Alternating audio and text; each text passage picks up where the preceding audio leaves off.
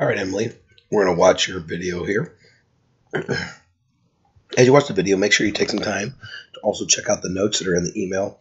Different things we see that you're doing really well, things we see that you can kind of work on and make a little bit better. You can always check these out before or after practice, or even before or after races if you don't always have time to watch the videos, which not everybody does. But, it just gives you another opportunity of something that you can watch. All right, so as we start this over, let's see what we can see.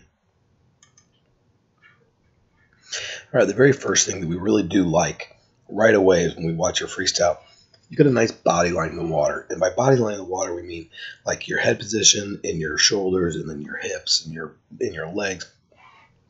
They're all right near the surface of the water, which is absolutely awesome.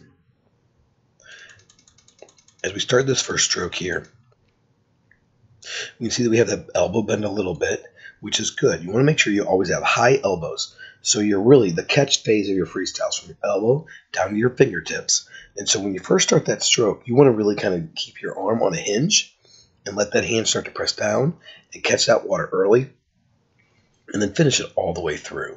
So you've got good elbows here. They could be a little bit higher, but those are really good. Love the fact that you have a fingertip entry on your stroke. That's absolutely awesome. You always want to make sure we enter fingertips first.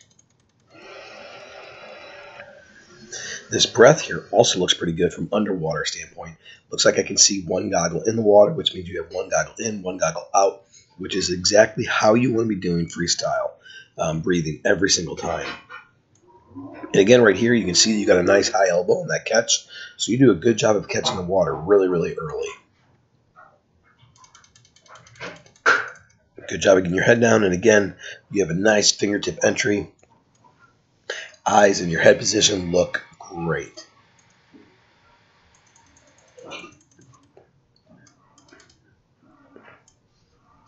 Good strokes, good catch. I mean, really, your catch looks great, Emily. Kick looks a little bit stiff. Okay, and by stiff, what I mean is you're not really bending your knees a whole lot.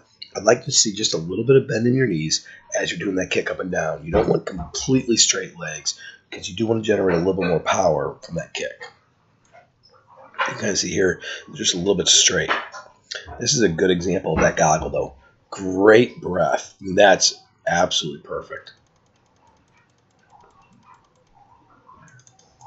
Thanks for talking about your body line. Okay, you're nice and even on top of the water. Your head position is correct. Your legs are correct. Your hands are correct. That's a really good body position in the water. Nice job of not breathing into your turn.